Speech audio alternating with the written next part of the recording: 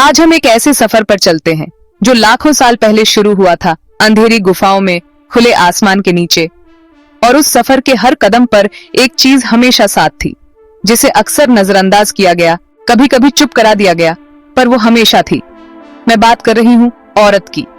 Stone age में जब जिंदा रहने के लिए जंगली जानवरों का शिकार करना पड़ता था और मुश्किल गुफाओं में रहना पड़ता था, तब औरतें परिवार और शुरुआती कम्युनिटी की रीढ़ की हड्डी थीं। उन्हें आग जलाना, खाना इकट्ठा करना, बच्चों की देखभाल करना आता था और कभी कभी तो वे शिकार में भी शामिल होती थीं। लेकिन क्या उनके काम को कभी इम्पोर्टेंट कहा गया? बहुत कम। जैसे जैसे सोसाइटी बढ़ी, लोगों ने खेती सीखी, घर बनाए और धर्म बनाए, लेकिन औरतें, उन्हें घर की दीवारों के पीछे धकेला जाने लगा। एक टाइम था वैदिक काल में, जब औरतें पढ़ सकती थीं, सीख सकती थीं और यहाँ तक कि वेदों को भी पढ़ सकती थीं।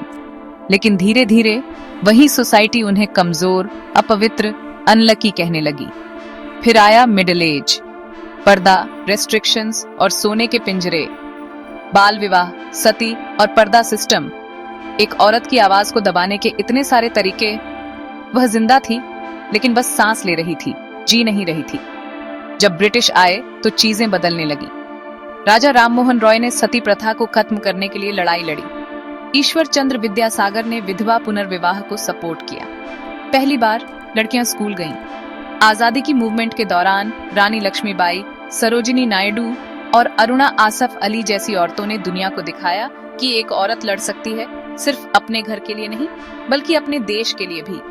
लेकिन असली लड़ाई आजादी के बाद शुरू हुई। हमारे कॉन्स्टिट्यूशन ने औरतों को इक्वल राइट्स दिए, एजुकेशन, जॉब्स, वोटिंग, प्रॉपर्टी। लेकिन क्या रियलिटी सच में इक्वल है? आज औरतें चांद पर पहुंच रही हैं, बिजनेस चला रही हैं, सरकारें चला रही हैं, लेकिन आज भी उन्हें rape, dowry, domestic abuse, acid attack और मेंटल टॉर्चर का सामना करना पड़ता है। एक लड़की को आज भी स्कूल जाते हुए कमेंट्स सुनने को मिलते हैं। एक बहू को आज भी डॉरी न लाने के लिए ताना मारा जाता है। एक फीमेल एम्प्लॉय अपने मेल कलीग्स से ज्यादा मेहनत करती है, फिर भी कम कमाती है।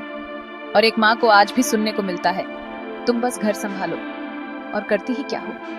एक औरत होना कितना टफ है। इसका मतलब है हर रोज सोसाइटी के रूल्स और एक्सपेक्टेशंस से लड़ना।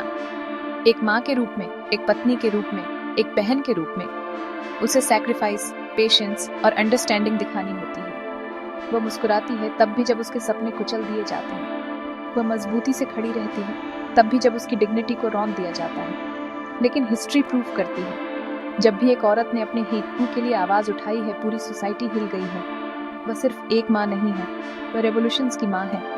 तो अगली बार जब आप किसी औरत को देखें तो सिर्फ उसका चेहरा न देखें, उसकी कहानी सुनें। संघर्ष और हिम्मत की एक कहानी जो हजारों साल पुरानी है। एक औरत होना आसान नहीं है, लेकिन सिर्फ एक औरत ही सोसाइटी को सही मायने में इंसान बना सकती है। अगर आपको यह वीडियो पसंद आया तो प्लीज लाइक, शेयर और मॉरल स्टोरीज फॉर किडोज को सब्सक्राइब करें, क्योंकि हर बच्चे को एक औरत की कहानी पता होनी चाहिए, तभी सोसाइटी बदलेगी।